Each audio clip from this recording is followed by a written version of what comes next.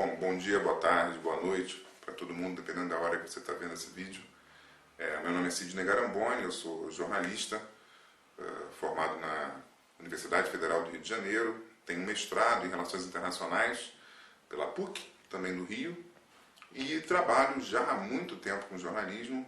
Trabalhei na revista Isto É, no jornal Globo, no Jornal do Brasil, na Tribuna da Imprensa, um jornal que já tem muita história no Rio de Janeiro e hoje é um jornal um pouco menor, no jornal O Dia, e finalmente também tive umas experiências em rádio, e finalmente passei para a televisão, onde entrei em 99 e trabalhei com esporte o tempo todo. É uma coisa curiosa até, porque a minha formação original toda é cultural. Eu comecei a trabalhar com cultura, tive colunas em cadernos culturais, mas acabei no esporte, que é uma paixão muito antiga. E na TV Globo eu comecei como chefe de reportagem, passei editor-chefe do Globo Esporte e depois editor-chefe do Esporte Espetacular. Então o esporte passou a ser, se já tinha uma relação assim visceral com a minha alma, passou a ser profissional. Um belo dia, Maurício Noriega, companheiro de redação, companheiro de grandes conversas e tertúlias esportivas, me diz que está para lançar um livro. Os 11 melhores técnicos, ou treinadores, como você preferir, técnicos, que é o título oficial, do Brasil, do futebol brasileiro. Eu achei muito curioso, porque eu gosto muito de literatura, tenho livros escritos, e queria saber como é que Noriega escolheu, como é que Noriega resolveu fazer esse tipo de seleção, que é muito difícil e certamente vai dar problemas, porque o futebol tem esse caráter passional. E ao ler o livro eu fiquei espantadíssimo, assim. É claro que eu já conhecia o valor do Noriega, o rigor que ele tem, é um dos melhores comentaristas de futebol do Brasil, porque ele não se contenta em achar, ele realmente opina e decifra um jogo de futebol. E eu achei muito bacana o trabalho dele, um trabalho de investigação, um trabalho realmente de pesquisa, e que me trouxe novidades do mundo do futebol que eu não conhecia. Eu também sou estudioso, gosto, tenho um livro sobre história do jornalismo e realmente fiquei assim, muito feliz de ler aquilo. Discordei de algumas coisas, concordei com outras, fiquei sabendo de várias peculiaridades dos treinadores que ele escolheu, indiquei o livro para amigos, entendeu? Para a garotada que começa a gostar de futebol, para a recém-criança que foi levada ao estádio pelo pai, pelos profissionais de comunicação, sejam eles de esporte ou não, porque são histórias de treinadores que foram muito importantes para a formação tática do futebol brasileiro. E eu fiquei muito feliz, muito bacana, me deu até saudade, assim, poxa vida, de histórias que ele contava ali, de treinadores, de jogadores e tal. Eis que um dia, via Noriega, eu tenho contato com a editora Contexto, que me propõe escrever sobre os 11 melhores volantes do futebol brasileiro.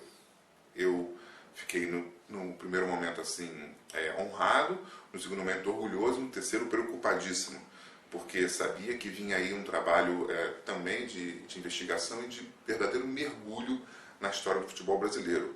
Eu teria que eleger jogadores que eu vi jogar e alguns que eu não vi.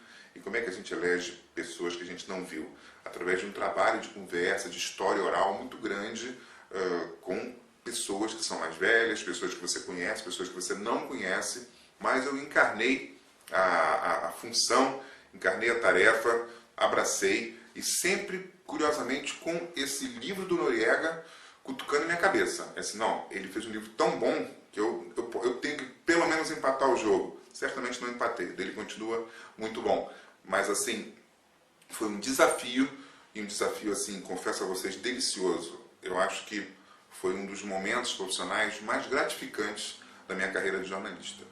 Olha, o livro Os 11 Melhores Volantes do Futebol Brasileiro, acho que ele tem assim um perfil que consegue, pelo menos na minha humilde intenção, atingir aqueles que adoram futebol, que gostam de saber exatamente a origem de certas posições, a importância delas, a evolução delas como posição de futebol. No caso do volante, que começa como center half, passa a ser center médio, depois para cabeça de área e finalmente volante. E dentro disso, as pequenas diferenças, né, e nuances de cada terminologia, de cada nome.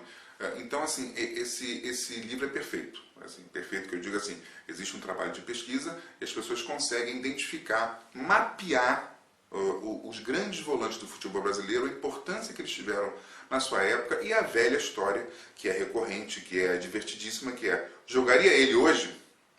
O que ele fazia há tempos atrás, né? Seria tão proveitoso, tão, como é que se diz? Proveitoso não, tão assim, eficiente no futebol de hoje? Olha que a maioria seria. Então tem esse lado. O outro lado, que é o extremo disso, é quem não gosta de futebol, mas que talvez se interesse assim por grandes histórias humanas. Eu acho que o livro consegue captar isso, pelo menos foi o que eu tentei. Conversei com a maioria dos volantes escolhidos, menos com um que já faleceu, que é o Danilo Alvim, que é o primeiro, que é o príncipe Danilo, e que tantas pessoas lembravam assim com orgulho de ter visto o príncipe Danilo, jogador da seleção brasileira do Vasco e do América, e que também foi uma espécie de precursor de um jeito de jogar naquela posição de volante. Então, conversando com essas pessoas, você começa a perceber o quão importante elas foram na sua época e o quão não importante elas são hoje, quando deveriam ser. Dou um exemplo máximo assim, o Dino Sani, que foi um treinador de renome, hoje ele está aposentado, mora no seu apartamento, nas Perdizes, em São Paulo, mas foi um jogador que brilhou no Boca Juniors, brilhou no Milan.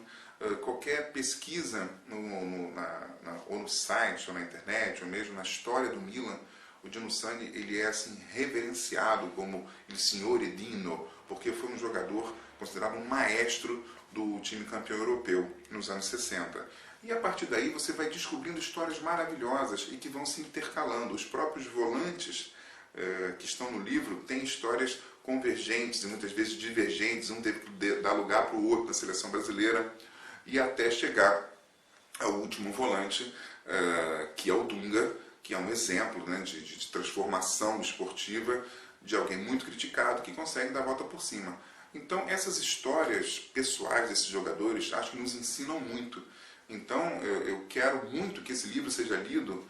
Eu juro que foi o que eu mais tentei fazer por gente que ama futebol, vai se sentir muito contemplada, e por gente que se aproxima de futebol, porque talvez, é o esporte, uma das paixões mais fortes do brasileiro e também do mundo, né? Porque o livro ele também permeia outras histórias internacionais que esses volantes de tão craques que foram e que são, protagonizaram. Então, assim, é um livro.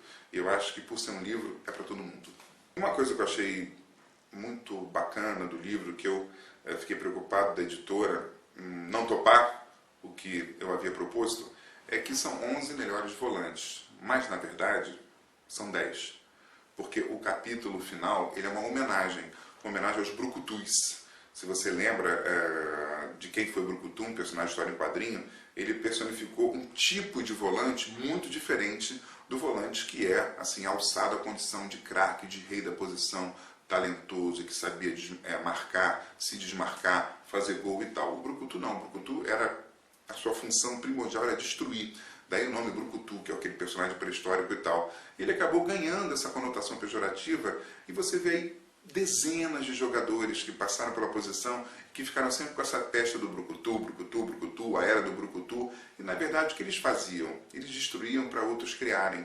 Então, esse último capítulo, que a editora topou fazer de uma forma heterodoxa, foi de topar falar dos brucutus. E aí você tem uma lista de jogadores assim, simbólicos do futebol brasileiro, muitas vezes criticados, e que eu acho que hoje eles têm a sua devida homenagem até na figura do Zé do Carmo, que é o nosso entrevistado, e que dá uma entrevista deliciosa, a ponto de brincar, né? Ele é muito bem-humorado, muito irônico, de brincar, e falou assim, a única coisa que eu lamento era de não ter batido mais no Zico. E aí você morde e na verdade, o que ele quis dizer com isso de uma forma simbólica? Puxa, o Zico era tão bom que a gente não conseguia marcá-lo e conseguia respeitá-lo como jogador de futebol.